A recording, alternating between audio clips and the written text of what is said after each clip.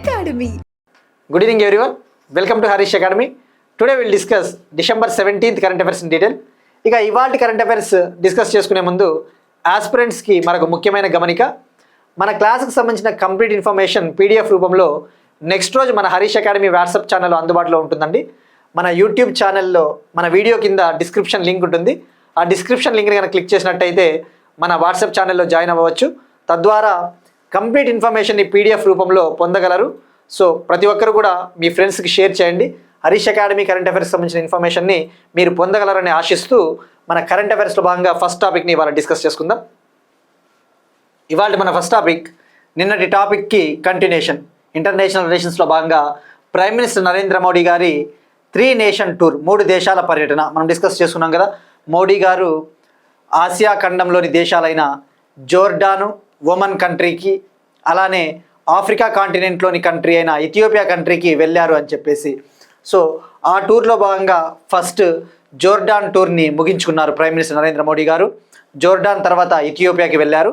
Ethiopia తర్వాత ఫైనల్గా ఇవాళ ఒమన్ టూర్కి వెళ్ళారు, ఒమన్ కంట్రీకి. ఇక్కడ మనం తెలుసుకోవాల్సింది ఫస్ట్ నరేంద్ర మోడీ గారి జోర్డాన్ టూర్ కంప్లీట్ అయింది. మరి జోర్డాన్ టూర్ కంప్లీట్ అయిన తర్వాత ఏం ఎంఓఈస్ కుదిరాయి, ముఖ్యమైన ఒప్పందాలు ఏమున్నాయి, అలానే ఏమైనా టార్గెట్స్ పెట్టుకున్నారా, అటువంటి డీటెయిల్స్ తెలుసుకోవాలి. నిన్న ఆల్రెడీ మనం క్లియర్గా తెలుసుకున్నాం. ఈ యొక్క జోర్డాన్ క్యాపిటల్ వచ్చేసి అమ్మాన్ అని చెప్పేసి, Jordan capital Amman. Jordan prime minister Jafar Hasan అని చెప్పేసి తెలుసుకున్నాం. Jordan king Abdullah II, crown prince యువరాజు గురించి కూడా తెలుసుకున్నాం. మరి ఇక జోర్డాన్ విషయానికి వస్తే మనం నిన్న ఏమని తెలుసుకున్నాం, జోర్డాన్కి India 3rd largest trading partner. Bharatadesam జోర్డాన్కి 3వ అతిపెద్ద వాణిజ్య భాగస్వామి. అయితే మరి ట్రేడ్ పరంగా ఏమైనా టార్గెట్స్ పెట్టుకున్నారా అంటే, ట్రేడ్ పరంగా ప్రైమ్ మినిస్టర్ నరేంద్ర మోడీ గారు ఒక టార్గెట్ సెట్ చేశారు. నెక్స్ట్ 5 ఇయర్స్లో ఇరు దేశాల మధ్య ట్రేడ్ వాణిజ్యం అనేది $5 బిలియన్ పెంచాలి. ఇరు దేశాల మధ్య నెక్స్ట్ 5 ఇయర్స్లో ట్రేడ్ అనేది బైలేటరల్ ట్రేడు $5 బిలియన్ తీసుకొని పోవాలి అని చెప్పేసి చెప్పారు. 2024లో ఇండియాకి జోర్డాన్కి మధ్య బైలేటరల్ ట్రేడ్, ఇరు దేశాల మధ్య వాణిజ్యము అప్రాక్సిమేట్లీ $2.3 బిలియన్ ఉంది. అంటే దాన్ని డబుల్ చేయాలి, రెట్టింపు చేయాలి. సో అది వాణిజ్యం పరంగా ఒక గోల్ సెట్ చేసుకున్నాము. ఇక India Jordan business forum meeting అమ్మాన్లో జరిగింది. అమ్మాన్లో ఇరు దేశాల ప్రధానమంత్రులు ప్రసంగించారని చెప్పేసి కూడా తెలుసుకున్నాం. ఇకపోతే మనకి ఎగ్జామ్ పాయింట్ ఆఫ్ వ్యూలో, ఎప్పుడైనా ఇంటర్నేషనల్ రిలేషన్స్ పాయింట్ ఆఫ్ వ్యూలో మనం చదివేటప్పుడు మెయిన్గా ఫోకస్ చేయాల్సింది, ఒక దేశ అధినేత అక్కడికి వెళ్ళినప్పుడు అక్కడ ఏమైనా ఇంపార్టెంట్ ప్రదేశాలని సందర్శించారా, ఏమైనా ముఖ్యమైన ఎంఓఈస్, ముఖ్యమైన ఒప్పందాలు ఏమైనా కుదిరాయా. ఇరు దేశాల మధ్య 5 అగ్రిమెంట్స్ కుదిరాయి, 5 ఎంఓఈస్. మరి ఆ ఎంఓఈస్ ఒకటి వచ్చేసి కల్చర్కి సంబంధించి. కల్చర్ అంటే ఏంటి, సాంస్కృతిక సంబంధాలు. ఎందుకంటే మన ఇండియన్ సిటిజన్స్ ఎక్కువగా జోర్డాన్లో కూడా నివసిస్తూ ఉంటారు. సో కల్చర్, సాంస్కృతిక సంబంధాలకు సంబంధించి ఒక ఒప్పందము. రెన్యూబుల్ ఎనర్జీ, పునరుత్పాదక శక్తి వనరులు, సోలార్, విండ్, అటువంటి దానికి సంబంధించి ఒక ఒప్పందము. వాటర్ మేనేజ్మెంట్ అంటే ఈ నీటి వనరుల నిర్వహణ, వాటర్ సెక్యూరిటీ కోసము. మరొకటి డిజిటల్ పబ్లిక్ ఇన్ఫ్రాస్ట్రక్చర్ అంటే ఏంటి, డిజిటల్ మౌలిక వసతులు. మనం ఏదైతే ఇప్పుడు ఉపయోగిస్తూ ఉన్నామో డిజి లాకర్, ఇటువంటివి ఈ డిజిటల్ ఇండియాలో భాగంగా డెవలప్ చేస్తూ ఉన్న డిజిటల్ మౌలిక వసతులకు సంబంధించి కోఆపరేషన్, అదొక ఎంఓయు. అలానే పెట్రా ఎల్లోరా ట్విన్నింగ్, ఇక్కడ మనం నిన్న డిస్కస్ చేసుకున్నాం. పెట్రా అనేది జోర్డాన్లో ఒక ఫేమస్ సిటీ. అక్కడ పెట్రాలో ఈ యొక్క కేవ్స్ ఉంటాయి, గుహలు, రాక్ కట్ కేవ్స్. ఏ విధంగా అయితే మన మహారాష్ట్రలోని ఎల్లోరాలో రాక్ కట్ కేవ్స్, రాతి గుహలు ఉన్నాయో, పెట్రాలో కూడా అలా ఉన్నాయి. సో ఈ పెట్రా ఎల్లోరా సిటీ మధ్య కల్చరల్గా ఏమైనా అవసరానికి సంబంధించిన కోఆపరేషన్, సో దానికి సంబంధించి ఒక ఒప్పందం. సో ఓవరాల్గా గుర్తుపెట్టుకోండి, 5 ఎంఓఈస్ కుదిరాయి. సో ఇది ఇండియా జోర్డాన్కి సంబంధించిన పర్యటన విశేషాలు. ఇక నెక్స్ట్ వెళ్తే ఇథియోపియాలో ప్రధాని నరేంద్ర మోడీ గారి తొలి పర్యటన. నిన్న మనం ఇంకా ఒక టాపిక్ డిస్కస్ చేసుకున్నాం. జోర్డాన్ కంట్రీకి first time prime minister Narendra Modi గారు ఫుల్ ఫ్లెడ్జ్డ్గా వెళ్ళారు. గతంలో వేరే దేశానికి వెళ్ళినప్పుడు జోర్డాన్కి వెళ్ళారు, కానీ పూర్తి స్థాయిలో జోర్డాన్కి వెళ్ళలేదు. First time prime minister Narendra Modi గారు వెళ్ళారు. ఇక లాస్ట్ 37 ఇయర్స్లో ఒక ఇండియన్ ప్రైమ్ మినిస్టర్ జోర్డాన్కి వెళ్ళడం ఇదే ఫస్ట్ టైం. ఇక ఇప్పుడు ఇథియోపియా విజిట్ విషయానికి వస్తే ప్రైమ్ మినిస్టర్ నరేంద్ర మోడీ గారు ఇథియోపియాకి వెళ్ళారు. ఇది ఆఫ్రికా కాంటినెంట్లో ఉన్న కంట్రీ అని చెప్పేసి తెలుసుకున్నాం. ఇథియోపియా క్యాపిటల్ మనము అడ్డిస్ అబాబా అని తెలుసుకున్నాం. అడ్డిస్ అబాబా అగైన్ ఇంకొకసారి మనం తెలుసుకోవాలి, కొత్తగా చూస్తూ ఉంటారు, మళ్ళీ మనం గుర్తు చేసుకున్నట్లు కూడా ఉంటుంది. అడ్డిస్ అబబా COP32 సమ్మిట్ 2027లో UNFCCకి, United Nations framework convention on climate చేంజ్కి COP32 సమ్మిట్ ఇథియోపియాలో జరగబోతోంది, అడ్డిస్ అబబాలో. అలానే ఇథియోపియా ఇండియాకు సంబంధించిన Deen Dayal Antyodaya national rural livelihood mission ఏదైతే ఉందో, ఈ గ్రామీణ పేదరికాన్ని పోగొట్టడానికి, ఇథియోపియా రూరల్ పావర్టీని ఎలిమినేట్ చేయడం కోసం, గ్రామీణ పేదరికాన్ని తొలగించడం కోసం ఈ Deen Dayal Antyodaya Yojana national rural livelihood మిషన్ని అక్కడ ఇంప్లిమెంట్ చేయాలి, అమలు చేయాలి అని చెప్పేసి ప్లాన్ చేస్తూ ఉంది. మరి ఇక ఇథియోపియా విషయానికి వస్తే, ఇథియోపియా ప్రైమ్ మినిస్టర్, ఎప్పుడైనా వార్తల్లో ఒక కంట్రీ ఉన్నప్పుడు ఇథియోపియా ప్రైమ్ మినిస్టర్ వచ్చేసి డాక్టర్ అబీ అహ్మద్ అలీ. ఇక మరి ప్రాముఖ్యత ఏంటి? ప్రైమ్ మినిస్టర్ నరేంద్ర మోడీ గారికి ఇథియోపియా దేశానికి వెళ్ళడం ఇదే ఫస్ట్ టైం. జోర్డాన్కి ఫస్ట్ టైం వెళ్ళారు ఫుల్ ఫ్లెడ్జ్డ్గా, ఇథియోపియాకి కూడా ప్రైమ్ మినిస్టర్ మోడీ గారు ఫస్ట్ టైం వెళ్ళారు. ఇక 2011 నుంచి ఒక ఇండియన్ ప్రైమ్ మినిస్టర్ ఇథియోపియాకి వెళ్ళడం ఇదే ఫస్ట్ టైం. ఓకే, మరి ఇక ఇథియోపియాతో ఏమైనా MOUs కుదిరాయా అంటే 3 అగ్రిమెంట్స్, 3 మెమరాండం ఆఫ్ అండర్స్టాండింగ్స్, 3 ఒప్పందాలు కుదిరాయి. ఒక ఒప్పందం వచ్చేసి కస్టమ్స్ అడ్మినిస్ట్రేటివ్ అసిస్టెన్స్కి సంబంధించి, అంటే ఈ కస్టమ్స్ పరిపాలనా విభాగం ఉంటుంది కదా, కస్టమ్స్ పరిపాలనా విభాగంలో అవసరమైన మద్దతు కోసం ఒక ఒప్పందము. అలానే ఇథియోపియా ఎంబసీలో ఒక డేటా సెంటర్ని ఏర్పాటు చేయడం కోసం ఒక MOU కుదిరింది. అలానే UN పీస్ కీపింగ్ కోఆపరేషన్, ఐక్యరాజ్య సమితి శాంతి భద్రతా దళాలు ఉంటాయి కదా, వివిధ దేశాలలో ఎక్కడైతే కాన్ఫ్లిక్ట్స్, ఎక్కడైతే అన్రెస్ట్, ఎక్కడైతే శాంతి లేకుండా ఉంటుందో అక్కడ ఐక్యరాజ్య సమితి భద్రతా దళాలు అక్కడ ఏర్పాటు చేస్తూ ఉంటారు. సో ఆ UN పీస్ కీపింగ్ కోఆపరేషన్కి సంబంధించి ఒక ఒప్పందం. సో ఇక్కడ గుర్తుపెట్టుకుని 3 MOUలు కుదిరాయి. ఇక అలానే ప్రైమ్ మినిస్టర్ నరేంద్ర మోడీ గారు ఇథియోపియా పార్లమెంట్ని ఉద్దేశించి ప్రసంగించారు. ఇక next, prime minister Narendra Modi గారికి ఇథియోపియా దేశ అత్యున్నత పౌర పురస్కారం. ప్రైమ్ మినిస్టర్ నరేంద్ర మోడీ గారికి ఆల్రెడీ చాలా ఫారిన్ నేషన్స్ హైయెస్ట్ అవార్డ్స్ వచ్చాయి. వివిధ దేశాలు తమ అత్యున్నత పౌర పురస్కారాలని అందజేస్తూ ఉంటాయి. ఇప్పుడు మోడీ గారికి ఇథియోపియా కంట్రీ యొక్క హైయెస్ట్ ఆనర్, ఇథియోపియా అత్యున్నత పౌర పురస్కారం కూడా లభించింది. మనం ఎగ్జామ్ పాయింట్ ఆఫ్ వ్యూ తెలుసుకోవాల్సింది ఆ ఆనర్, ఆ అవార్డు పేరేంటి, ఇప్పటి వరకు మోడీ గారికి ఎన్ని వచ్చాయి, ఫస్ట్ టైం ఎప్పుడు వచ్చింది, ఈ 2025లో ఎన్ని అవార్డులు వచ్చాయి మనం తెలుసుకుంటే సరిపోతుంది. ఇథియోపియా యొక్క హైయెస్ట్ అవార్డు, ఇథియోపియా దేశ అత్యున్నత పౌర పురస్కారం పేరు the great honour Nishan of Ethiopia. The great honour Nishan of Ethiopia. ఈ అవార్డుని Ethiopia prime minister Abiy Ahmed Ali గారు మోడీ గారికి ప్రజెంట్ చేశారు. సో మరి ఇప్పటికీ ఎన్ని వచ్చాయి మోడీ గారికి? దీంతో కలిపి 28 హైయెస్ట్ ఆనర్స్, 28 ఫారిన్ కంట్రీస్ యొక్క పౌర పురస్కారాలు వచ్చాయి. ఇక అలానే మోడీ గారు ఇథియోపియాలోని అడ్వా విక్టరీ మాన్యుమెంట్ని సందర్శించారు. అడ్వా విక్టరీ మాన్యుమెంట్ని విజిట్ చేశారు. ఈ అడ్వా విక్టరీ మాన్యుమెంట్ మనకి ఎగ్జామ్ పాయింట్ ఆఫ్ వ్యూలో చెప్పలేం. కొన్ని ఎగ్జామ్స్లలో ఎలా అడుగుతున్నాడు అంటే, పర్టికులర్ కంట్రీకి వెళ్ళినప్పుడు అక్కడ ఏదైనా ఒక దాన్ని విజిట్ చేస్తే ఆ పర్టికులర్ ప్రదేశాన్ని కూడా తీసుకుంటా ఉన్నాడు. ఇప్పుడు జోర్డాన్ అంటే మనం ఎంతో చదువుతాం, జోర్డాన్కి ఇండియాకి కుదిరిన MOUs ఒప్పందాలు ఏమున్నాయి, బైలేటరల్ ట్రేడ్, ఇరు దేశాల మధ్య వాణిజ్యం ఎంత ఉంది, ఆ యొక్క ప్రైమ్ మినిస్టర్ ఎవరు, అలాంటివి తెలుసుకుంటాం. కానీ పర్టికులర్గా ఒక పెట్రా సిటీ అని చెప్పేసి మ్యాచ్ ద ఫాలోయింగ్ ఇస్తూ ఉన్న రోజులు కూడా ఉన్నాయి. సో పెట్రా అంటే జోర్డాన్. ఇక్కడ అడ్వా విక్టరీ మాన్యుమెంట్ని ఇథియోపియాలో విజిట్ చేశారు. ఏంటిది?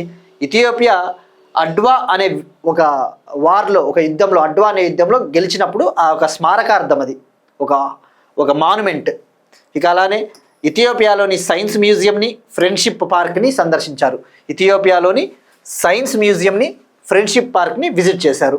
సో ఇక మరి మోడీ గారికి వచ్చిన హైయెస్ట్ ఆనర్స్ ఇప్పటి వరకు ఎన్ని ఉన్నాయి మనం చెప్పుకున్నాం కదా ఇందాక, 28 వచ్చాయి ఇథియోపియాతో కలిపితే. మరి ఫస్ట్ది ఎప్పుడు వచ్చిందో కూడా ఒకసారి మనము ఫోకస్ చేస్తే సరిపోతుంది.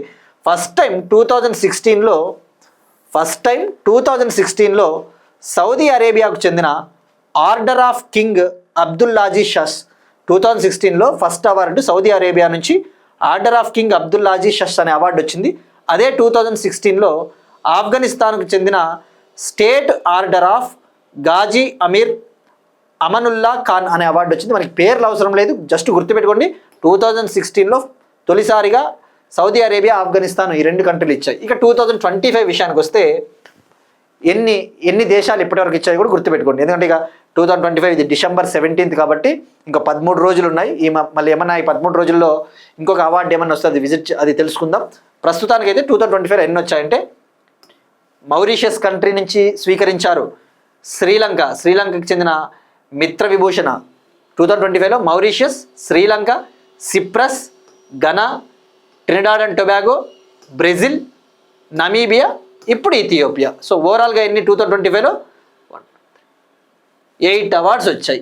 2025లో 8 కంట్రీస్కి చెందిన హైయెస్ట్ ఆనర్స్, ఆ విషయం గుర్తుపెట్టుకోండి. సో ఇక ఆల్రెడీ ఇటువంటి అవార్డ్స్ గురించి మనం ప్రీవియస్ క్లాస్లో తెలుసుకున్నాం కాబట్టి అవి ఒకసారి చూసుకుంటే సరిపోతుంది. So this is about India Ethiopia relations. ఇక వన్స్ ఒమన్ పర్యటన కంప్లీట్ అయిన తర్వాత ఒమన్ కంట్రీతో కుదిరిన ఒప్పందాలు అటువంటి మనం డీటెయిల్గా తెలుసుకుందాం. Next one, packs silica initiative. Packs silica అనే ఒక ప్రోగ్రామ్ని, ఒక ప్రాజెక్ట్ని అమెరికా లాంచ్ చేసింది. ఇది క్రిటికల్ మినరల్స్ కూటమి, క్రిటికల్ మినరల్స్ అలయన్స్. ఇక్కడ మీరు చూస్తే ప్యాక్స్ సిలికా అంటే ఏంటి? పేరులోనే సిలికా ఉందంటే ఈ సిలికాన్ మనం ఏదైతే ఎలక్ట్రిక్ వెహికల్స్ కావచ్చు, ఈ సెమీ కండక్టర్స్ ఇండస్ట్రీలో యూజ్ చేసే ఒక కీలకమైన ఖనిజమే సిలికాను. మరి ఈ ప్యాక్స్ సిలికాని అమెరికా లాంచ్ చేసింది. దీని ముఖ్య ఉద్దేశం వచ్చేసి ఈ సిలికాన్ సప్లై చైన్ని స్ట్రెంగ్తెన్ చేయాలి, ఈ సిలికాన్ యొక్క సప్లై చైన్ని బలోపేతం చేయాలి. అంటే మనకి అవసరమైన, ఆ దేశాలకు అవసరమైన సిలికాన్ అనేది షార్టేజ్ ఉండకూడదు అని చెప్పేసి ఆ ఉద్దేశంతో దీన్ని లాంచ్ చేయడం జరిగింది. సో మనకి ఇక్కడ ఎగ్జామ్ పాయింట్ ఆఫ్ వ్యూలో ఎందుకు ప్యాక్స్ సిలికా వార్తల్లో ఉంది? అమెరికా మొదటి ప్యాక్స్ సిలికా సమ్మిట్ని వాషింగ్టన్లో ఇటీవల నిర్వహించింది. ఫస్ట్ ప్యాక్స్ సిలికా సమ్మిట్ని ఎక్కడ కండక్ట్ చేసింది? Washington, America. మరి ఫస్ట్ ఆఫ్ ఆల్ ఇది క్రిటికల్ మినరల్ అని చెప్పేసి తెలుసుకున్నాం. ఈ క్రిటికల్ మినరల్స్ సంబంధించిన అలయన్స్ కూటమి ఏదైతే ఉందో ఈ కూటమిలో ఇండియా లేదు, ఇండియాని ఇంక్లూడ్ చేయలేదు అమెరికా. సో ఇప్పుడు అది సమస్య అయింది. అసలు ఇండియా అమెరికా మధ్య కోఆపరేషన్ తీసుకుంటే ముఖ్యంగా క్రిటికల్ మినరల్స్ కోఆపరేషన్, కీలకమైన ఖనిజాలంటే ఏమొస్తాయి? Like lithium, nickel, cobalt, graphite, tungsten, rare earth elements, అరుదుగా భూమిలో దొరికే ఖనిజాలు, రేర్ ఎర్త్ ఎలిమెంట్స్, ఇవన్నీ కూడా క్రిటికల్ మినరల్స్లో భాగము. అలాంటి క్రిటికల్ మినరల్స్ సప్లై చైన్ని స్ట్రెంగ్తెన్ చేయాలి, క్రిటికల్ మినరల్స్కి ఎటువంటి లోటు లేకుండా చూసుకోవాలి అని చెప్పేసి ఇటీవల 2025లో మనం డిస్కస్ చేసుకున్నాం. సెప్టెంబర్ కరెంట్ అఫైర్స్లో 2025లో క్వాడ్ దేశాలు క్రిటికల్ మినరల్స్ ఇనిషియేటివ్ అని చెప్పేసి ఒక ప్రోగ్రామ్ లాంచ్ చేశాయి. క్రిటికల్ మినరల్స్ ఇనిషియేటివ్ అంటే ఏంటి? ఈ 4 దేశాలు ఏవైతే ఉన్నాయో క్వాడ్లో ఏముంటాయి? America, Australia, India, Japan. America, Australia, India, Japan. మరి ఈ 4 దేశాల మధ్య అవసరమైన కీలకమైన ఖనిజాలు లోటు రాకూడదు, మనము సహకరించుకోవాలి అని చెప్పేసి లాంచ్ చేశారు. అందులో ఇండియా మెంబరు ఈ క్రిటికల్ మినరల్స్ ఇనిషియేటివ్లో. కానీ ఇప్పుడు అమెరికా లాంచ్ చేసిన ప్యాక్స్ సిలికాలో ఇండియా లేదు. సో దీనివల్ల మరి మన పరపతి ఏమవుతా ఉంది? అమెరికాతో మనం అసలు రిలేషన్స్, ఇంత పెద్ద కూటమిలో ఇండియా లేకపోవడం అంటే మనకి ఓ విధంగా పెద్ద దెబ్బే కదా అని చెప్పేసి అపోజిషన్ పార్టీస్ కూడా విమర్శలు చేస్తూ ఉన్నాయి.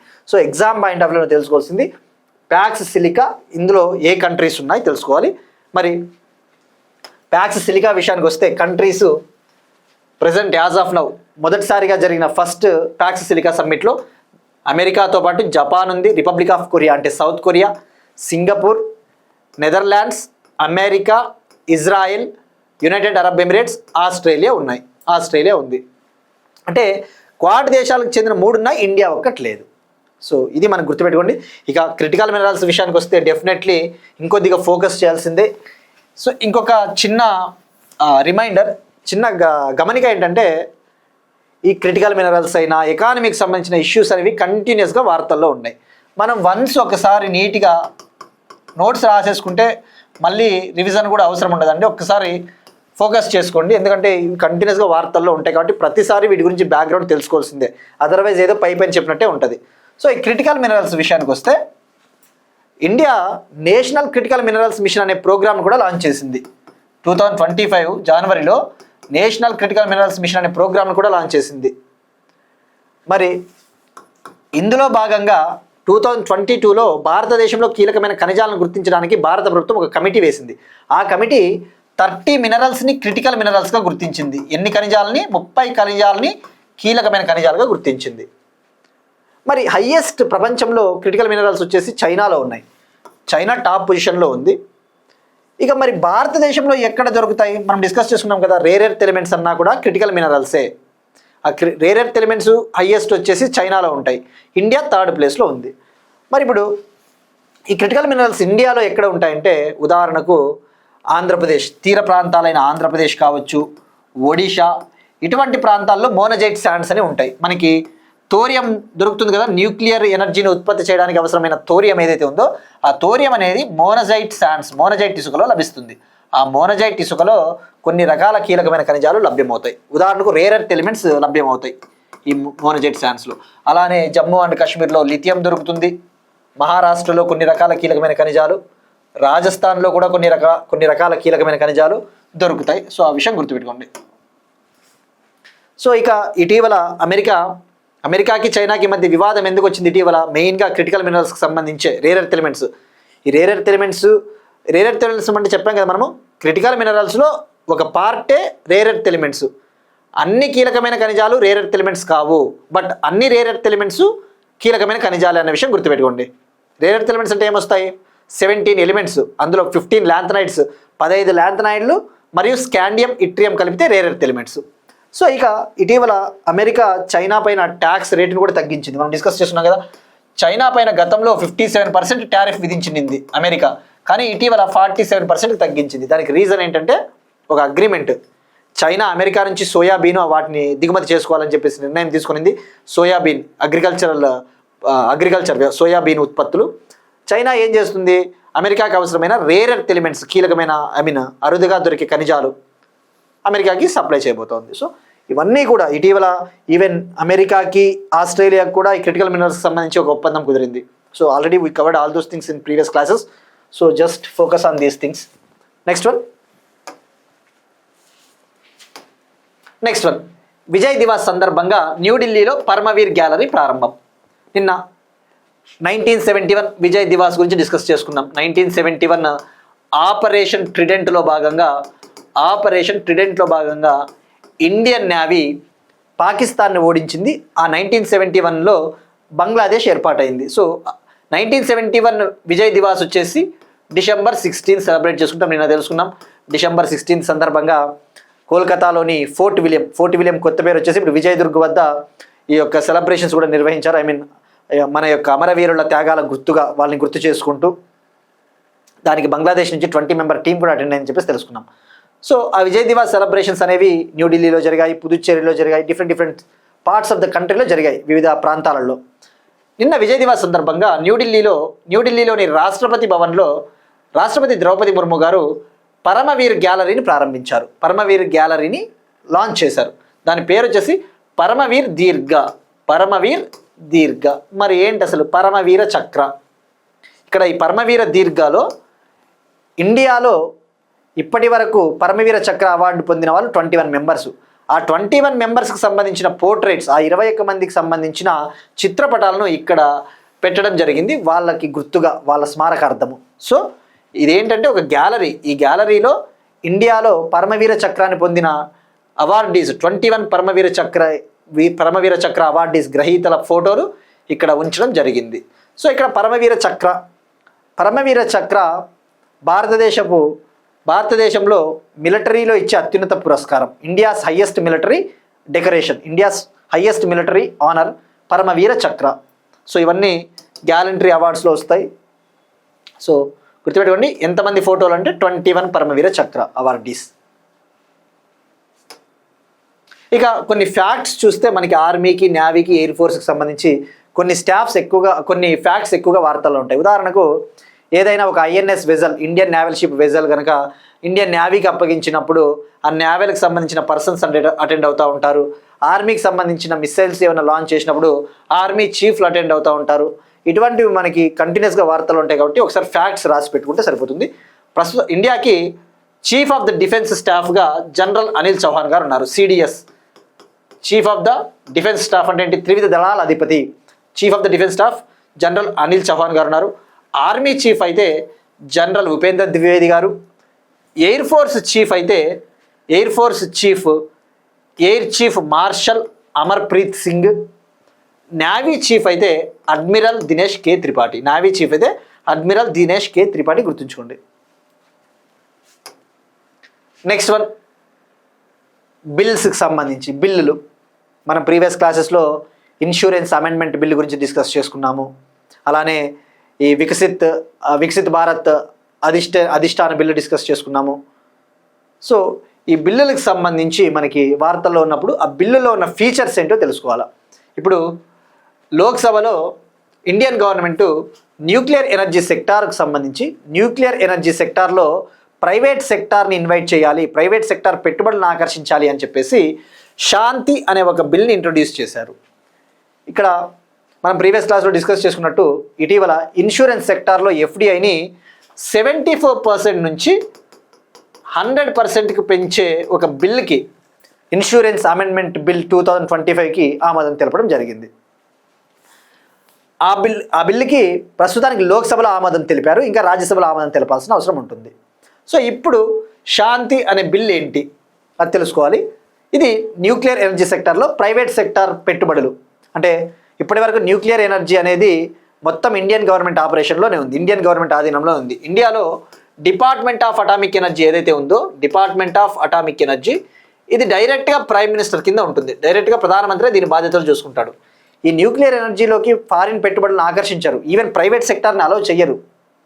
ప్రైవేట్ సెక్టార్ని అలౌ చేస్తే భారతదేశ సెక్యూరిటీకే కొద్దిగా ఇబ్బంది అన్నట్టుగా ఇప్పటి వరకు భారతదేశ గవర్నమెంట్ చేతిలోనే మోనోపలి ఉంది. ఇప్పుడు for the first time domestic private investors కావచ్చు, అంటే స్వదేశీ ప్రైవేట్ పెట్టుబడిదారులు, అలానే ఫారిన్ ఇన్వెస్టర్స్, విదేశాలకు చెందిన ప్రైవేట్ వాళ్ళు కూడా పెట్టుబడులు పెట్టడానికి అనుకూలంగా ఒక బిల్లును తీసుకొని వచ్చారు. దాని పేరే శాంతి బిల్లు. దీన్ని ప్రవేశపెట్టారు. మరి శాంతి బిల్ అంటే ఏంటి? Sustainable హార్నెస్సింగ్ and advancement of nuclear energy for transforming India. నిన్ననే చెప్పిన ఒక బిల్ అనేది వార్తల్లో ఉన్నప్పుడు వీలైతే ఇంగ్లీష్లో గుర్తుపెట్టుకోండి అబ్రివేషన్, తెలుగులో ట్రాన్స్లేట్ చేసేకపోతే ఎలా వస్తుందంటే భారతదేశాన్ని పరివర్తన చెందించడానికి అణుశక్తి యొక్క స్థిరమైన వినియోగం మరియు పురోగతి బిల్లు అంటాడు. డెఫినెట్లీ ఇలాంటివి ఎగ్జామ్లో ఇచ్చినప్పుడు ట్రాన్స్లేషన్ మిస్టేక్లు, ట్రాన్స్లేటర్లు వాళ్ళు తప్పులు చేస్తారు. మనం చూస్తూ ఉంటే ఇవాళ రోజున క్వశ్చన్ పేపర్లలో చాలా సిల్లీ అనువాద దోషాలు, సిల్లీ ట్రాన్స్లేషన్ మిస్టేక్స్ కూడా ఇస్తూ ఉన్నారు. సో దానివల్ల తెలుగు మీడియం అభ్యర్థులు నష్టపోకుండా ఉండాలి అంటే కొన్నిసార్లు ఇంగ్లీష్లోనే గుర్తుపెట్టుకోవడానికి ట్రై చేయాలి సమ్ టైమ్స్. సో మరి ఇప్పుడు ఈ శాంతి బిల్ విషయానికి వస్తే దీని ముఖ్య ఉద్దేశం ఏంటి? మనం ఏం టార్గెట్ పెట్టుకున్నాం? 2047 కల్లా న్యూక్లియర్ ఎనర్జీ సెక్టార్ ఏదైతే ఉందో 2047 కల్లా 100 గిగావాట్ న్యూక్లియర్ ఎనర్జీని ప్రొడ్యూస్ చేయాలి. 2047 కల్లా 100 గిగావాట్ల న్యూక్లియర్ ఎనర్జీని ఉత్పత్తి చేయాలని చెప్పేసి ఒక టార్గెట్ పెట్టుకున్నాం. మరి అలాంటప్పుడు ప్రజెంట్ ఎంత ఉంది? Nuclear energy installed capacity around 8.8 gigawatt ఉంది. ప్రస్తుతం న్యూక్లియర్ ఎనర్జీ సామర్థ్యం, మనం ఉత్పత్తి చేసే సామర్థ్యం సుమారుగా 8.8 గిగావాట్ ఉంది. అంటే మరి 100 గిగావాట్లు సాధించాలి అంటే తప్పకుండా ప్రైవేట్ సెక్టార్ పాత్ర మనకి చాలా కీలకం. ఇక 2047 విషయానికి వస్తే ఈ టార్గెట్ ఇయర్ చాలా కీలకం. ఈ 2047 వికసిత భారత్ లక్ష్యమైనా 2047, తెలంగాణ రైజింగ్ అయినా 2047, ఆంధ్రప్రదేశ్ స్వర్ణాంధ్ర విజన్ అయినా 2047. అలానే 2047కి ఇన్సూరెన్స్ సెక్టార్ పరంగా కూడా ఒక టార్గెట్ పెట్టుకున్నారు. 2047 కల్లా భారతదేశంలో ఉన్న అందరికీ ఇన్సూరెన్స్ అందించాలని టార్గెట్ పెట్టుకున్నారు. Insurance for all by 2047. ఈ కళను సాకారం చేయడం కోసమే లోక్సభ ఒక బిల్లును పాస్ చేసింది. మనం డిస్కస్ చేసుకున్నాం ఆల్రెడీ ఆ బిల్లుని, ఇన్సూరెన్స్ అమెండ్మెంట్ బిల్. దాన్నే తెలుగులో ఏం పేరు పెట్టిందంటే కేంద్ర ప్రభుత్వం ఆ బిల్లుకి అధికారికంగా సబ్కా బీమా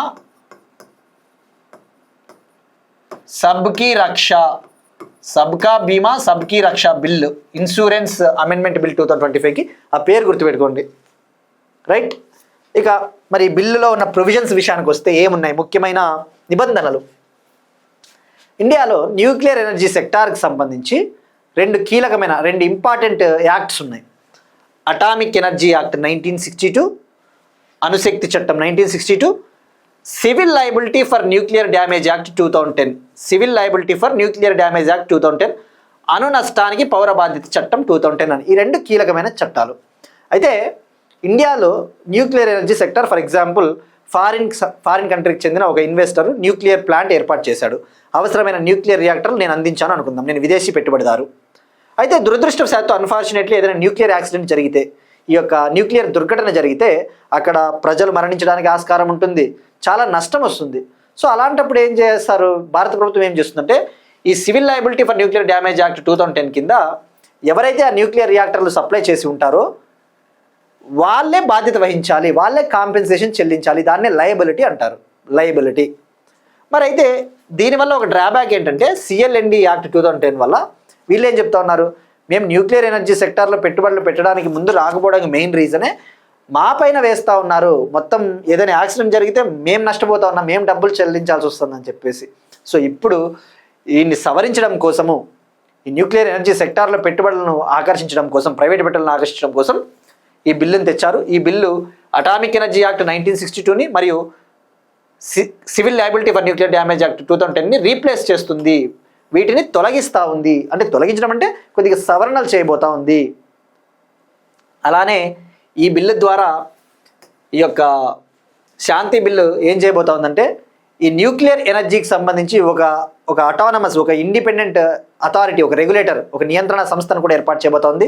ఆ నియంత్రణ సంస్థ పార్లమెంట్కి అకౌంటబుల్గా ఉంటుంది, పార్లమెంట్కి జవాబుదారీగా ఉంటుంది. ఇక ఇంకా ముఖ్యమైన ప్రొవిజన్స్ ఏమున్నాయి మరి, ఏ విధంగా ఈ అణు నష్టానికి పౌర బాధ్యత చట్టం ఏ విధంగా వీళ్ళు సవరిస్తూ ఉన్నారు అంటే ప్లాంట్ సైజ్ ఆధారంగా, న్యూక్లియర్ ప్లాంట్ యొక్క సైజు ఆధారంగా అతను బాధ్యత వహించాల్సి ఉంటుంది, ఆ private investor. Based on plant size operators liability will depend. అలానే ఏదైనా ఈ సిఎల్ఎన్డి చట్టం ఏదైతే ఉందో, ఈ శాంతి బిల్లులో ఉన్న ప్రొవిజన్స్, ఆ చట్టాన్ని కనుక తీవ్రంగా ఉల్లంఘిస్తే అప్పుడు మ్యాక్సిమం పెనాల్టీ, అతనిపైన గరిష్టంగా పెనాల్టీ ₹1 కోటి విధించడం జరుగుతుంది. If there is a severe breach under this act there will be a maximum penalty of 1 crore on that operator. So అలానే ఇంకా ఈ బిల్లు కనుక చట్టంగా మారితే ఇండిపెండెంట్ న్యూక్లియర్ సేఫ్టీ అథారిటీ ఏర్పాటు చేస్తుంది. అంటే ఒక స్వతంత్ర న్యూక్లియర్ భద్రతా అథారిటీ, న్యూక్లియర్ సేఫ్టీ కోసం ఒక అధికార సంస్థ.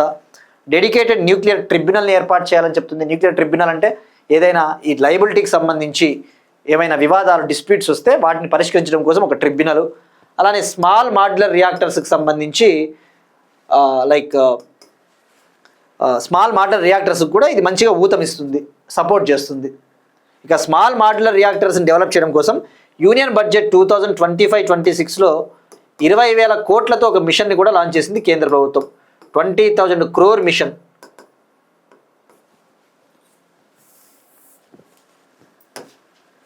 సో అది శాంతి బిల్కి సంబంధించి. ఇక నెక్స్ట్ టాపిక్, భారతదేశం మొట్టమొదటి యోగా ఆయుర్వేద క్లస్టర్ సెంటర్ పతంజలి విశ్వవిద్యాలయం.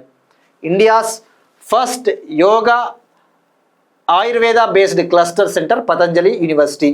India's first yoga Ayurveda based cluster centre Patanjali విశ్వవిద్యాలయం. పతంజలి విశ్వవిద్యాలయం ఉత్తరాఖండ్లోని హరిద్వార్లో ఉంది. ఉత్తరాఖండ్లోని హరిద్వార్. జ్ఞాన భారతం మిషన్ కింద భారతదేశం మొట్టమొదటి యోగా ఆయుర్వేద క్లస్టర్ సెంటర్గా దీనికి గుర్తింపు ఇవ్వడం జరిగింది. మరి ఇక్కడ జ్ఞాన భారతం మిషన్ ఏంటి మనం డిస్కస్ చేస్తున్నాం కదా. మినిస్ట్రీ ఆఫ్ కల్చర్, సాంస్కృతిక మంత్రిత్వ శాఖ లాంచ్ చేసిన మిషన్ ఇది. ఈ జ్ఞాన భారతం మిషన్ కింద ఇండియాలో తరతరాలుగా మన సంపద ఏదైతే ఉందో, మనుస్క్రిప్ట్స్, మన యొక్క తాళపత్ర గ్రంథాలు, వాటిని డిజిటైజ్ చేయాలి, వాటిని డిజిటలైజ్ చేసి వాటిని సేఫ్గా భద్రపరచాలి, సేఫ్గా వాటిని ప్రిజర్వ్ చేయాలి అని చెప్పేసి జ్ఞాన భారతం మిషన్ని లాంచ్ చేశారు. ఇప్పుడు ఈ జ్ఞాన భారతం మిషన్ కింద భారతదేశంలో మొట్టమొదటి యోగా ఆయుర్వేద క్లస్టర్ సెంటర్గా పతంజలి విశ్వవిద్యాలయం. అంటే ఏంటి, ఆ పతంజలి విశ్వవిద్యాలయంలో మన యోగాకు సంబంధించినవి, ఆయుర్వేదాకు సంబంధించినవి చాలా ఉంటాయి, చాలా నాలెడ్జ్ ఉంటుంది, వాటిని అన్నింటినీ కూడా భద్రపరచబోతూ ఉన్నారు. సో ఇది ఫ్యాక్ట్ ఓరియంటెడ్. సో ఇక్కడ జ్ఞాన భారతం మిషన్, మినిస్ట్రీ ఆఫ్ కల్చర్ అనే విషయం గుర్తుపెట్టుకోండి. ఇక యోగా అంటేనే గుర్తు రావాల్సిండేది ఇంటాంజిబుల్ కల్చరల్ హెరిటేజ్లో ఉంది కదా, మనం డిస్కస్ చేసుకున్నాం. యునెస్కో ఇంటాంజిబుల్ కల్చరల్ హెరిటేజ్లో యోగాని చేర్చడం జరిగింది. అలానే ఇంటర్నేషనల్ యోగా డే అంటే June 21 ఎవ్రీ ఇయర్ మనం సెలబ్రేట్ చేసుకుంటాం, అంతర్జాతీయ యోగా దినోత్సవం. అలానే నేషనల్ ఆయుర్వేద డే అంటే జాతీయ ఆయుర్వేద దినోత్సవం September 23 కదా. ఈ సంవత్సరం నుంచి మనము ఇక ప్రతి సంవత్సరం కూడా September 23ని జాతీయ ఆయుర్వేద దినోత్సవంగా సెలబ్రేట్ చేసుకోబోతున్నాం. Next one state current affairs. Maharashtra government project Mahadeva అనే ఒక ప్రాజెక్ట్ని లాంచ్ చేసింది. ప్రాజెక్ట్ మహాదేవ రాష్ట్ర స్థాయి క్రీడా చొరవ ప్రాజెక్టు. ఇటీవల Argentina football star 2022 FIFA football world cup winner Lionel Messi GOAT India టూర్లో భాగంగా ఇండియాకు వచ్చేసాడు. గోట్ ఇండియా టూర్ మనం డిస్కస్ చేస్తున్నాం కదా, గ్రేటెస్ట్ ఆఫ్ ఆల్ టైమ్గా ఎందుకు అభివర్ణిస్తారు? ఇతనికి ఉన్న టాలెంట్, దట్టు 2022లో ఫీఫా ఫుట్బాల్ వరల్డ్ కప్ విన్నారు. సో మరి ఇప్పుడు ఆ గోట్ ఇండియా టూర్లో భాగంగా కోల్కతాకు విచ్చేశారు. కోల్కతాలో లియోనెల్ మెస్సీ యొక్క 70 ఫుట్ ఐరన్ స్టాచ్యూ 70 అడుగుల ఇనుప విగ్రహాన్ని అక్కడ వర్చువల్గా ఈయన లాంచ్ చేశారు షారుఖ్ ఖాన్తో కలిసి.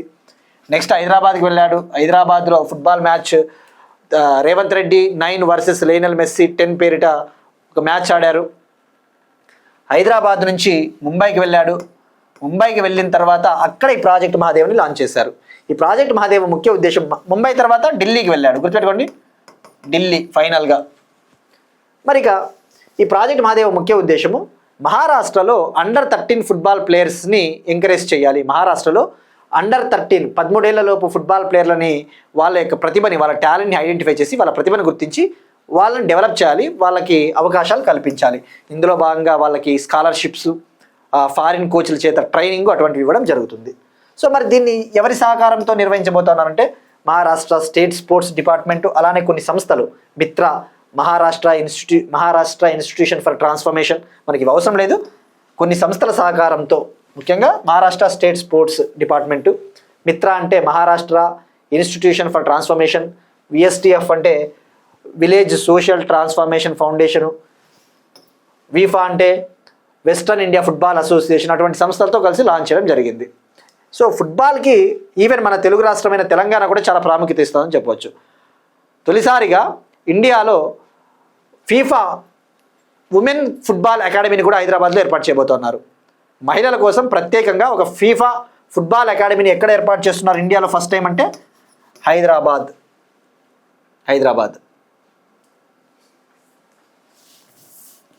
సో ఇది Lionel messy tour, project Mahadeva.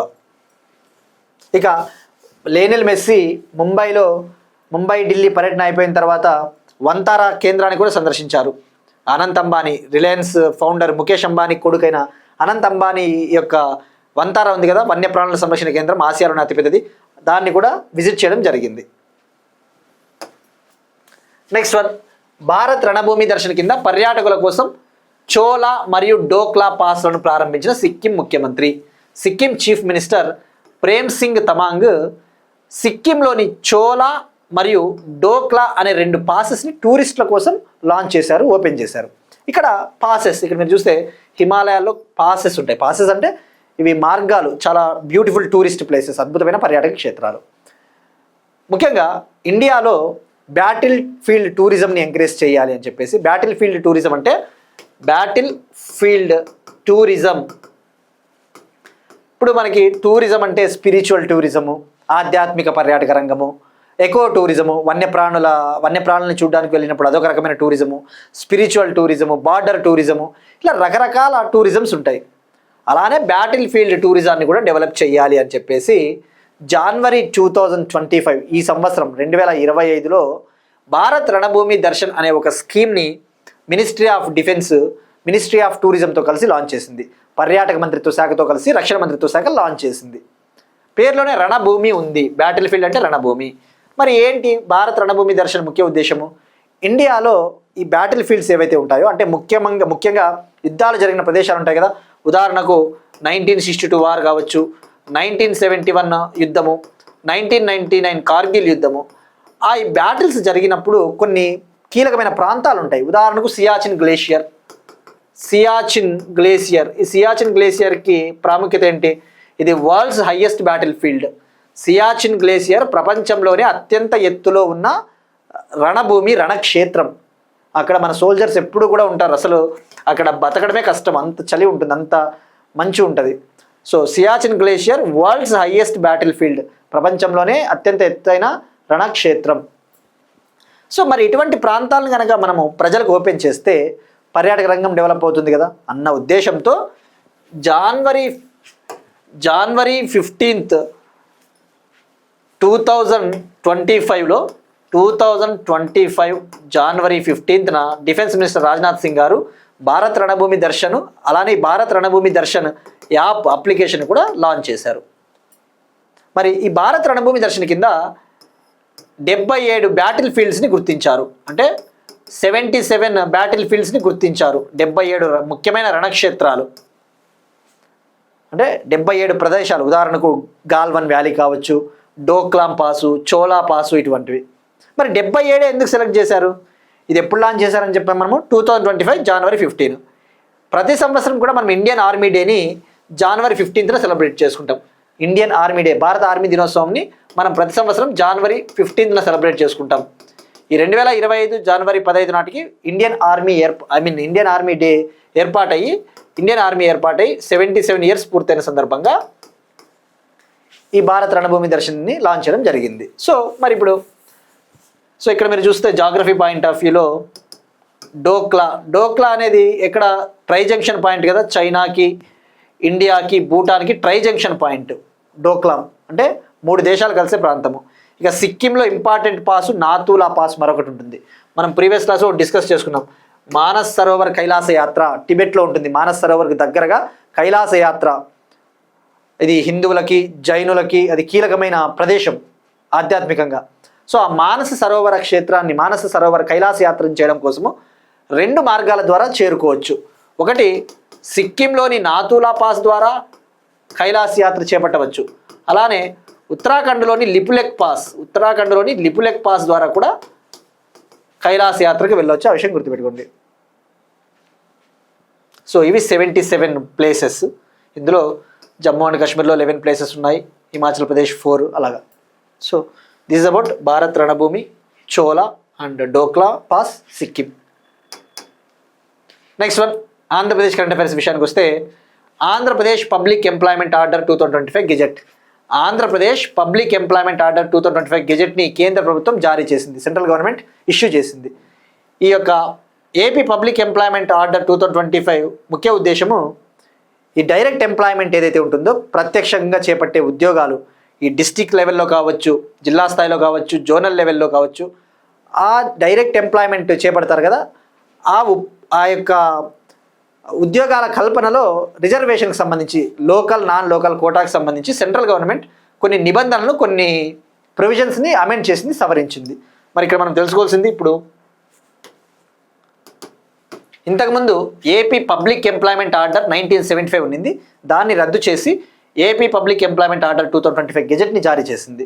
మరి దీని ప్రకారం ఇప్పుడు ఆంధ్రప్రదేశ్లో మనం డిస్కస్ చేసుకున్నాం కదా, 26 డిస్ట్రిక్ట్స్ అని చెప్పేసి 23 జిల్లాల నుంచి మరో 3 జిల్లాలు పెంచారు. అయితే ఆ 3 జిల్లాలు ఇంకా అఫీషియల్గా రావాల్సి ఉంది లిస్ట్లోకి. 23 జిల్లాల నుంచి 26 అయ్యాయి ఇప్పుడు. ఆ మరో కొత్త 3 జిల్లాలు వచ్చేసి పోలవరము, రంపచోడవరం కేంద్రంగా Polavaram district, Madanapalle district, Markapuram district.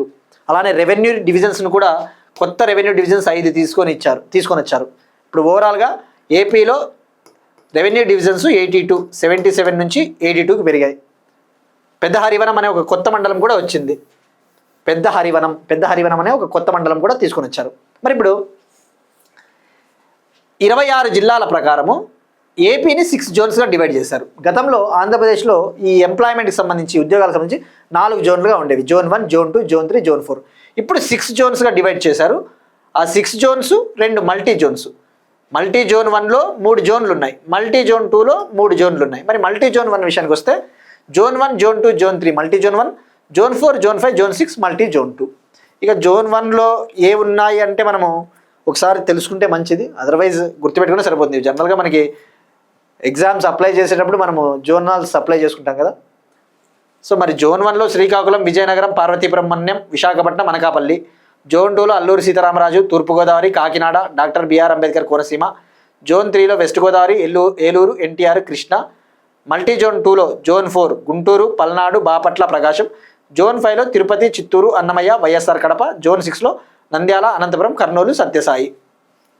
Again ఇంకా కొత్త జిల్లాలు కంప్లీట్గా రావాల్సిన అవసరం ఉంది. జస్ట్ మీరు 6 జోన్లను గుర్తుపెట్టుకోండి, 2 మల్టీ జోన్లను గుర్తుపెట్టుకోండి. ఇక మరి రిజర్వేషన్, స్థానికత కోటాల గురించి తెలుసుకోవాలి. ఈ AP public employment order 2025 gazette ప్రకారము ఇక నుంచి నేరుగా చేపట్టే ఉద్యోగ నియామకాల్లో డైరెక్ట్ అపాయింట్మెంట్స్ ఏవైతే ఉంటాయో ఆ డైరెక్ట్ అపాయింట్మెంట్స్లో 95% స్థానికులకు ఇవ్వబోతున్నారు. 95% లోకల్కి, 5% స్థానికేతరులకి, 5% స్థానికేతరులు అంటే నాన్ లోకల్ వాళ్ళకి. ప్రజెంట్ అయితే జిల్లా స్థాయి నియామకాల్లో డిస్టిక్ వైడ్ అపాయింట్మెంట్స్లో లోకల్ నాన్ లోకల్ కోటా వచ్చేసి 80-20 ఉంది. జోనల్ స్థాయిలో అయితే 70-30గా ఉంది. ఇప్పుడు ఇక ఈ గెజెట్ ప్రకారము 95% స్థానికులు, 5% స్థానికేతరులు నాన్ లోకల్కి ఇవ్వబోతూ ఉన్నారు. దీన్ని అమలు చేయడం కోసము కేంద్ర ప్రభుత్వం ఆంధ్రప్రదేశ్ గవర్నమెంట్కి 27 మంత్స్ టైం ఇచ్చింది, 27 నెలలు టైం ఇచ్చింది. Next one, Telangana rising. Telangana government ఏ విధంగా దూసుకుపోతా ఉంది అని చెప్పేసి స్వదేశీ రేటింగ్ ఏజెన్సీ, ఇండియన్ రేటింగ్ సంస్థ బ్రిక్ వర్క్ ఒక అంచనా వేసింది, ఒక ఎస్టిమేట్ ఇచ్చింది. తెలంగాణ 2034 నాటికి $1 ట్రిలియన్ ఎకానమీ అవుతుందని చెప్పేసి చెప్పింది.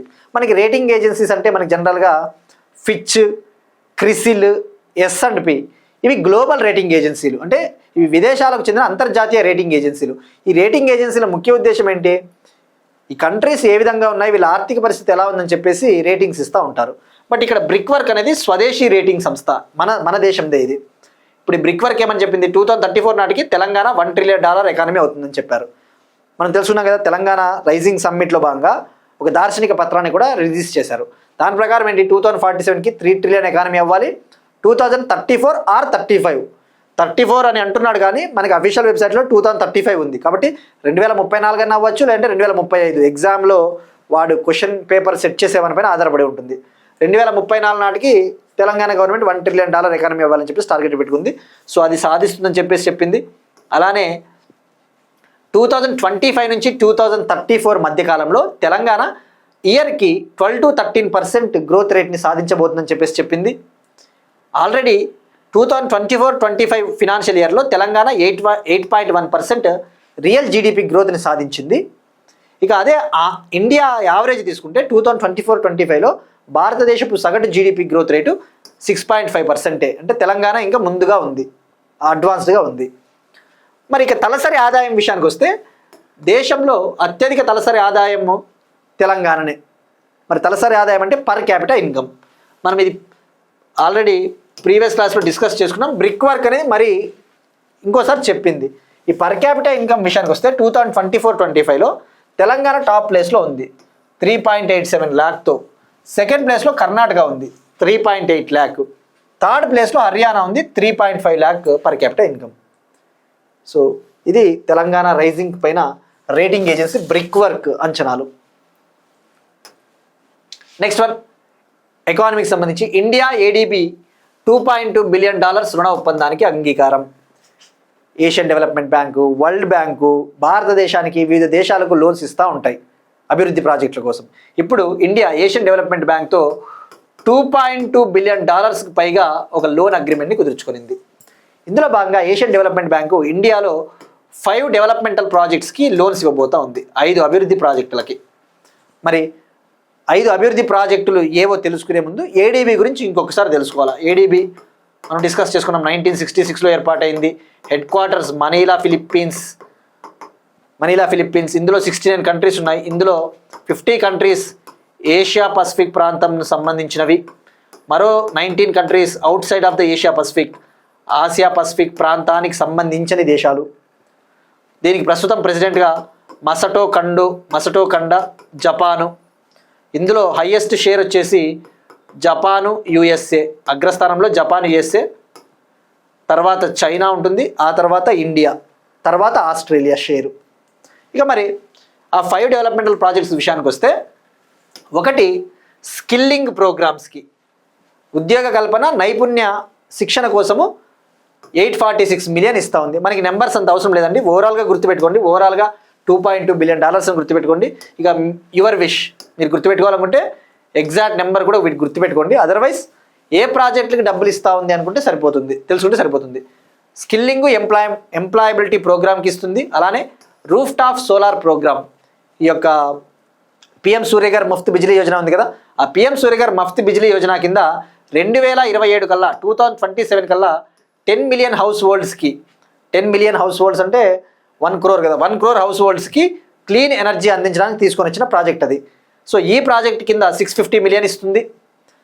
అస్సాంలో టెర్షరీ హెల్త్ కేర్ ప్రాజెక్ట్ కోసం, అస్సాంలో ఆరోగ్య రంగాన్ని డెవలప్ చేయడం కోసం 398.8 million, చెన్నై మెట్రో రైల్ ప్రాజెక్ట్ని డెవలప్ చేయడం కోసం 240 million, మేఘాలయ ఎకో టూరిజం ప్రాజెక్ట్ని డెవలప్ చేయడం కోసం 77 million.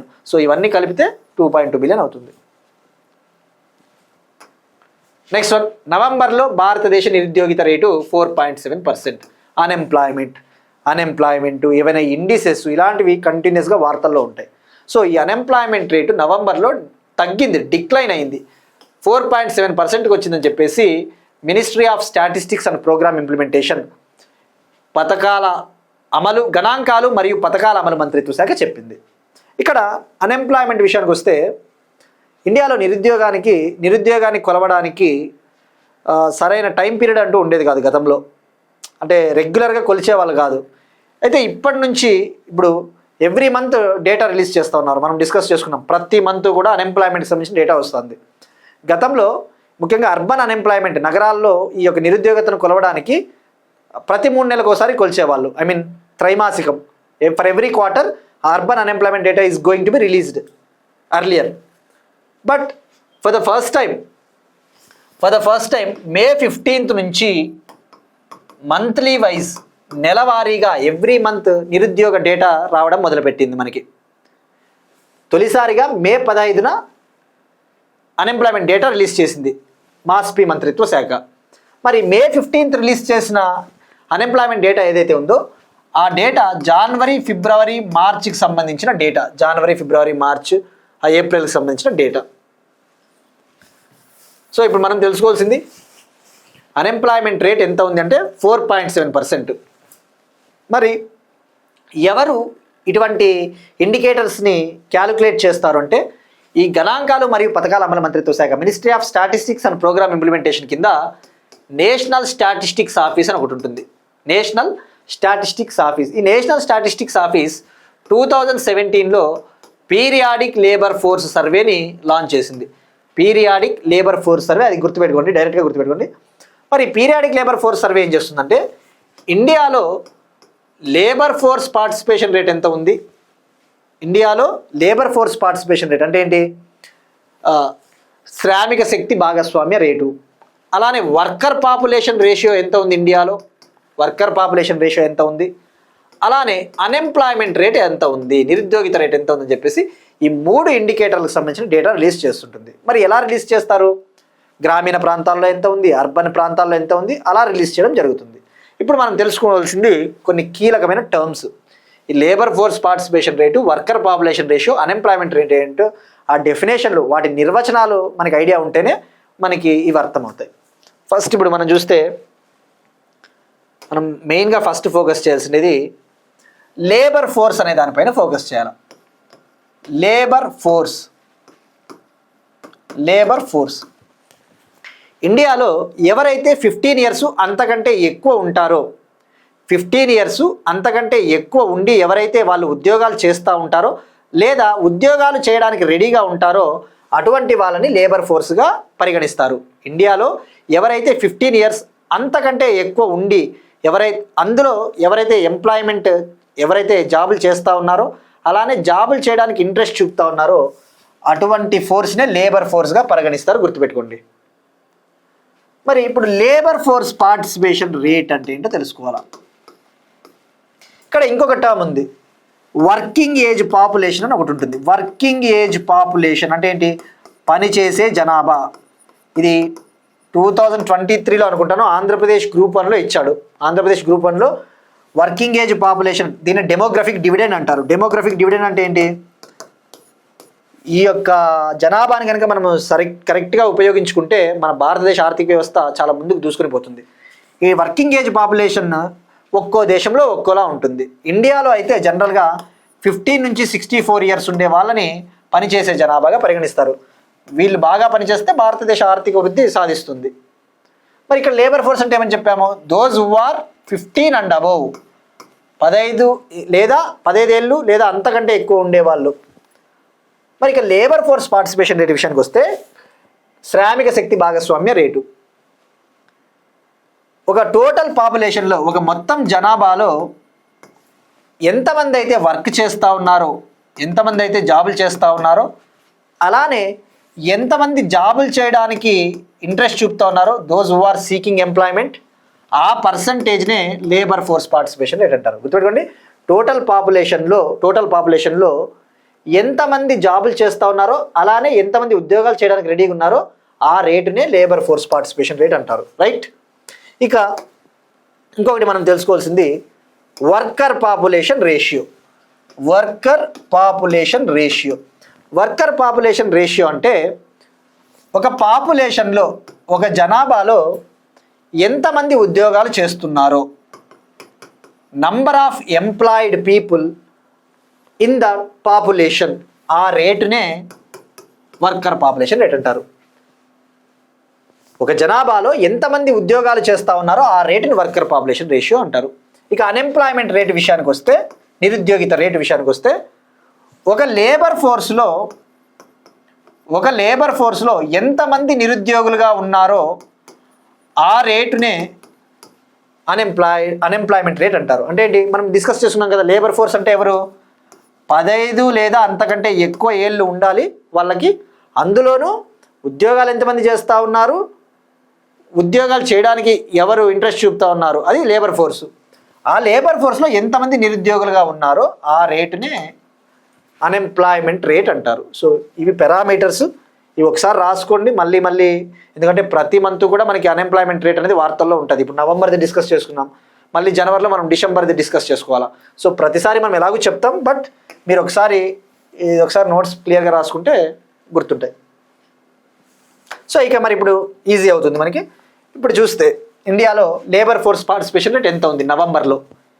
ఈ యొక్క రిపోర్ట్ ప్రకారం, మాస్పీ రిపోర్ట్ ప్రకారం నవంబర్లో overall labour force participation rate 55.8% పెరిగింది. జస్ట్ ఆ విషయం గుర్తుపెట్టుకోండి. ఇక అందులో రూరల్ ప్రాంతాల్లో, గ్రామీణ ప్రాంతాల్లో లేబర్ ఫోర్స్ పార్టిసిపేషన్ రేటు 58.8%కి చేరుకునింది. Urban labour force participation rate అయితే 50.5%కి పెరిగింది. ఇక వర్కర్ పాపులేషన్ రేషియో విషయానికి వస్తే నవంబర్లో 53.2%కి పెరిగింది ఓవరాల్ వర్కర్ పాపులేషన్ రేషియో. అదే రూరల్ వర్కర్ పాపులేషన్ రేషియో అయితే 55.4%కి పెరిగింది. అదే అర్బన్ వర్కర్ పాపులేషన్ రేషియో అయితే 36.8కి చేరుకునింది. 36.8కి చేరుకుంది. సో డెఫినెట్లీ కొద్ది గుర్తుపెట్టుకోవడం కష్టము. సో జస్ట్ అన్ఎంప్లాయ్మెంట్ రేటు గుర్తుంచుకోండి, overall worker population ratio, overall labour force participation rate, overall unemployment rate గుర్తుపెట్టుకున్నా సరిపోతుంది. So that's it. Now will move to another topic. Next one, గోవాలో 2వ MH-60R హెలికాప్టర్ స్క్వాడ్రన్ను ప్రారంభించనున్న భారత నావికాదళం. గోవాలో 2nd MH-60R హెలికాప్టర్ స్క్వాడ్రన్ని ఇవాళ Indian navy launch చేసింది. Indian navy ఇక్కడ MH-60R హెలికాప్టర్ స్క్వాడ్రన్ అంటే ఏంటి అంటే group of helicopters, group of people. Squadron అంటే దళము, గ్రూప్ ఆఫ్ పీపుల్. సో ఈ గోవాలో 2వ MH-60R హెలికాప్టర్ స్క్వాడ్రన్ని ఇండియన్ నేవీ గోవాలోని INS హన్సా పైన ఏర్పాటు చేసింది. గోవాలోని INS హన్సా వీటిని లాంచ్ చేయవచ్చు అనమాట. సో మరి దాని పేరు వచ్చేసి ఇండియన్ నేవల్ స్క్వాడ్రన్ 335. ఈ 2వ MHR హెలికాప్టర్ స్క్వాడ్రన్ నేమ్ వచ్చేసి ఇండియన్ నేవల్ స్క్వాడ్రన్ 335. దీన్నే ఓస్ప్రియస్ అంటారు. INAS 335 బ్రాకెట్లో ఓస్ప్రియస్. మరి ఇక్కడ మెయిన్గా తెలుసుకోవాల్సింది MH-60R హెలికాప్టర్స్ మనం ఆల్రెడీ డిస్కస్ చేసుకున్నాం మెనీ టైమ్స్. MH-60R హెలికాప్టర్స్ అనేవి సీహాక్ హెలికాప్టర్స్. ఇందులో 2 వేరియంట్స్ ఉంటాయి, Black Hawk helicopters, Seahawk helicopters అని చెప్పేసి. సీహాక్ హెలికాప్టర్స్ అంటే నేవీ కోసం ఉపయోగిస్తారు, బ్లాక్ హాక్ హెలికాప్టర్స్ అంటే ఆర్మీ కోసం యూజ్ చేస్తారు.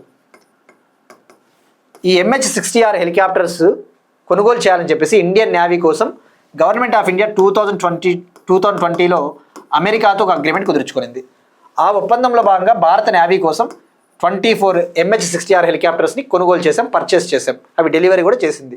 అయితే ఇటీవల అమెరికాతో మనము 7,995 crore డీల్ కుదుర్చుకున్నాం. 7,999 కోట్లతో 5 ఏళ్ల పాటు 5 years పాటు ఒక ఒప్పందాన్ని కుదుర్చుకున్నాం.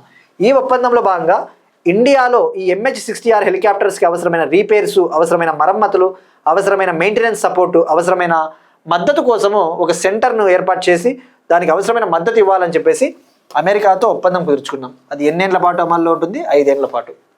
మరి MH-60R హెలికాప్టర్స్ని ఎవరు మ్యానుఫ్యాక్చర్ చేశారు అంటే అమెరికాకు చెందిన లాక్హీడ్ మార్టిన్ కంపెనీ, అమెరికాకు చెందిన Lockheed Martin corporation company, right.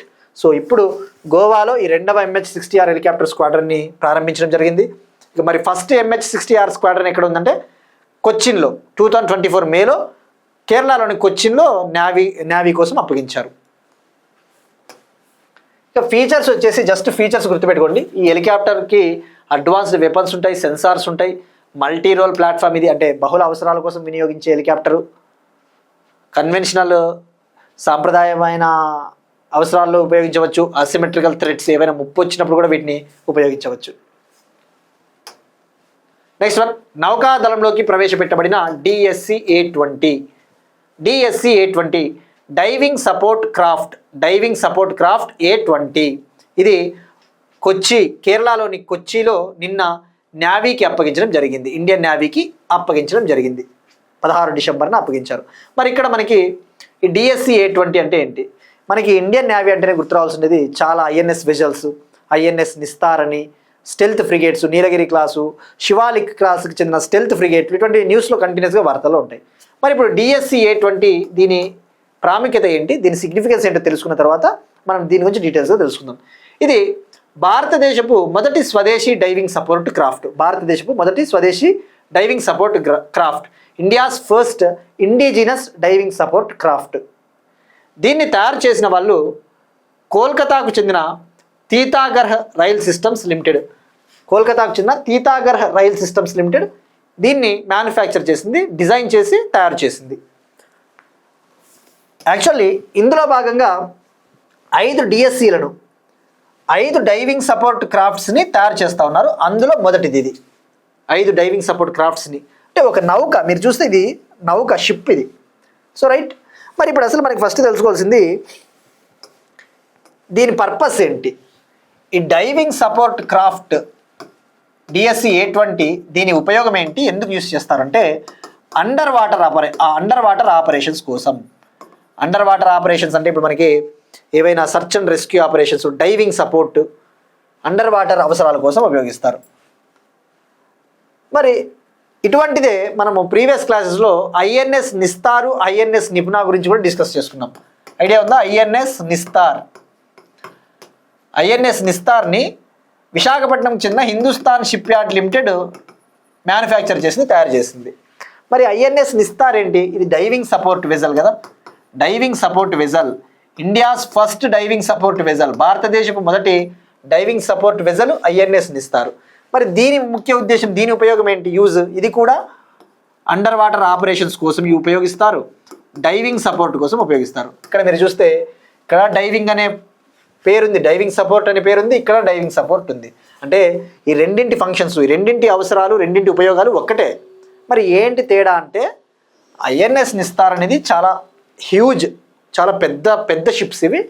Diving support craft అనేది relatively smaller compare to INS Nistar. దీంతో పోల్చుకుంటే, నిస్తార్తో పోల్చుకుంటే చిన్నది కొద్దిగా పరిమాణంలో, వాల్యూమ్లో. సో బట్ ఎనీవే మనకి exam point of view we need to remember the facts. మనకి ఫ్యాక్ట్స్ గుర్తుపెట్టుకుంటే సరిపోతుంది, మనకు అంత డీటెయిల్స్ అవసరం లేదు. సో DSC-A20 అంటేనే భారతదేశపు మొదటి స్వదేశీ డైవింగ్ సపోర్ట్ క్రాఫ్ట్ అని గుర్తుపెట్టుకోండి. ఇందులో భాగంగా 5 DSCలను తయారు చేస్తూ ఉన్నారు. So that's it. Will move to another topic. అపాయింట్మెంట్స్కి సంబంధించి SBI MDగా రవిరంజన్ నియామకం. Raviranjan, SBI state bank of India, India's largest public sector bank, భారతదేశపు అతిపెద్ద ప్రభుత్వ రంగ సంస్థ. ఇండియాలో నేషనలైజ్డ్ పబ్లిక్ సెక్టర్ బ్యాంక్స్ 12 ఉన్నాయని చెప్పేసి తెలుసుకున్నాం కదా. భారతదేశంలో 12 ప్రభుత్వ రంగ బ్యాంకులు, జాతీయ ప్రభుత్వ రంగ బ్యాంకులు. లార్జెస్ట్ పబ్లిక్ సెక్టర్ బ్యాంక్ ఏది అంటే ఇండియాలో SBI. ఇప్పుడు ఈ SBIకి మేనేజింగ్ డైరెక్టర్గా రవిరంజన్ గారిని అపాయింట్ చేయడం జరిగింది. రవిరంజన్ గారిని, ఈయన సెప్టెంబర్ 2028 వరకు ఈ పదవిలో ఉంటారు. మరి ఈ నియామకాలు ఎవరు చేపడతారంటే ప్రైమ్ మినిస్టర్ నరేంద్ర మోడీ గారి నేతృత్వంలోని appointments committee on cabinet committee on appointments. ఈ నియామకాలకు సంబంధించి ఒక కేబినెట్ కమిటీ ఉంటుంది. ఆ కేబినెట్ కమిటీ నియమించింది. నెక్స్ట్ వన్, చిలీ దేశ 38వ అధ్యక్షుడిగా జోస్ ఆంటోనియో కాస్ట్రిస్ట్. చిలీ కంట్రీకి 38th ప్రెసిడెంట్గా జోస్ ఆంటోనియో కాస్ట్రిస్ట్ సెలెక్ట్ అయ్యాడు. మరి చిలీ కంట్రీ ఇది ఒక Latin American country, south American country. Capital Santiago. Santiago అంటే గుర్తురావాల్సింది ఇటీవల 2025 FIH junior women's hockey world cup అండర్-21 వరల్డ్ కప్ ఎక్కడ జరిగిందంటే శాంటియాగో. 2 ఏళ్ళకు ఒకసారి జరుగుతుంది అది హాకీ వరల్డ్ కప్. 2023లో కూడా శాంటియాగోలోనే జరిగింది. మరి ఇప్పుడు జోస్ ఆంటోనియో కాస్ట్ సెలెక్ట్ అయ్యాడు. ఇతను ఫార్ రైటిస్ట్, అంటే ఫార్ రైట్ ప్రభుత్వం వీళ్ళది. అంటే ఏంటి, ఇక రైటిస్ట్ గ్రూప్స్ ఎలా ఉంటాయి, రైటిస్ట్ ప్రభుత్వాలు వాళ్ళు ఎక్కువగా నేషనల్ ఇష్యూస్ పైన ఫోకస్ చేస్తూ ఉంటారు, జాతీయ సమస్యలపైన. ఇప్పుడు ఈ చిలీలో పెరిగిపోతూ ఉన్న క్రైమ్స్ కావచ్చు, వలసలు, ఈ మైగ్రేషన్ ఇష్యూస్ని కంట్రోల్ చేయడానికి కృషి చేస్తానని చెప్పేసి ప్రకటించారు. సో ఇతను ఫార్ రైట్. ఇక ఇవాళ క్వశ్చన్ చూస్తే మనం డిస్కస్ చేసిన టాపిక్, ఆసియాలోనే అతిపెద్ద స్కై డ్రాగ్ లిఫ్ట్ను ఎక్కడ ప్రారంభించారు? ఇటీవల ఆసియాలోనే లార్జెస్ట్ స్కై డ్రాగ్ లిఫ్ట్ని లాంచ్ చేశారు. ఎక్కడ లాంచ్ చేశారు, దాని లెంగ్త్ ఎంత, ట్రై చేయండి. ఇక నిన్న అడిగిన క్వశ్చన్, సెన్సస్ 2027 కోసం గవర్నమెంట్ ఆఫ్ ఇండియా కేటాయించిన బడ్జెట్ 11,718 crore. సెన్సస్ని 2 phases నిర్వహించబోతా ఉన్నారు. ఇది భారతదేశానికి స్వాతంత్రం వచ్చిన తర్వాత జరుగుతూ ఉన్న 8వ సెన్సస్. ఓవరాల్గా భారతదేశంలో జరుగుతూ ఉన్న 16వ సెన్సస్. చివరిసారిగా సెన్సస్ 2011లో జరిగింది. ఫస్ట్ టైం 1872లో జరిగింది. అయితే భారతదేశంలో 1872లో జరిగిన సెన్సస్ అనేది నాన్ సింక్రొనైజ్డ్ సెన్సస్. అంటే ఏంటి, దేశవ్యాప్తంగా జరగలేదు. కానీ దేశవ్యాప్తంగా ఒకేసారి జరిగిన సెన్సస్ అంటే 1881లో బ్రిటిష్ సెన్సస్ కమిషనర్ WC ప్లౌడెన్ ఆధ్వర్యంలో జరిగింది. సో మరి సెన్సస్ 2027కి ఏం ప్రాముఖ్యత ఉందంటే, ఇండియాస్ ఫస్ట్ డిజిటల్ సెన్సస్, పూర్తి స్థాయిలో డిజిటల్ పద్ధతిలో జరగబోతున్న సెన్సస్. అలానే భారతదేశానికి స్వాతంత్రం వచ్చిన తర్వాత తొలిసారిగా క్యాస్ట్ ఎన్యుమరేషన్ డేటాని, కులాల వారీగా డేటాను చేపట్టబోతా ఉన్నారు సెన్సస్ 2027లో భాగంగా. ఇవి ఇవాల్టి కరెంట్ అఫైర్స్. మనం ఒకసారి క్విక్గా రికాప్ చేద్దాం.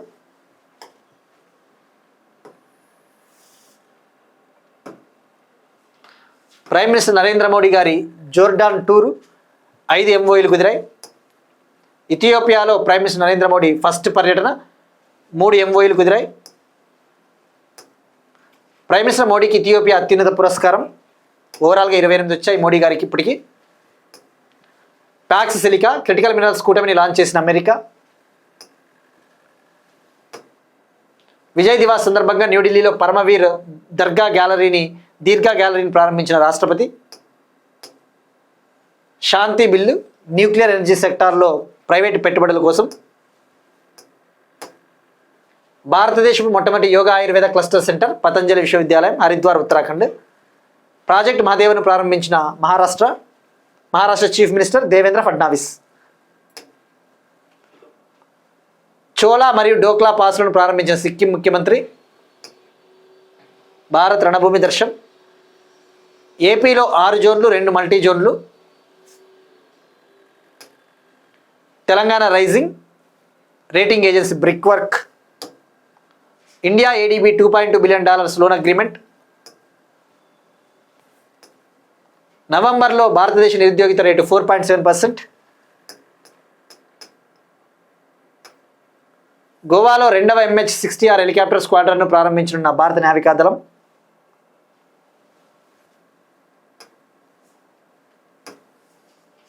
నౌకాదళంలోకి ప్రవేశపెట్టబడిన DSC-820. ఇంకొకసారి ఇది స్క్రీన్ షాట్ రాసుకోవాలనుకుంటే నీట్గా రాసుకోవచ్చు. నవంబర్లో భారతదేశ నిరుద్యోగిత రేటు, labour force, worker population ratio.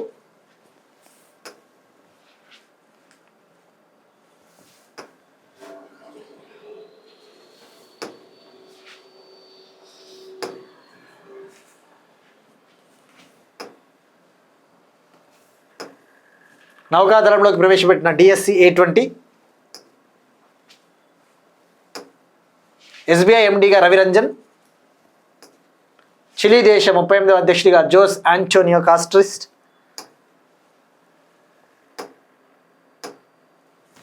That's it. These are today's current affairs. Will meet you next time and thank you everyone.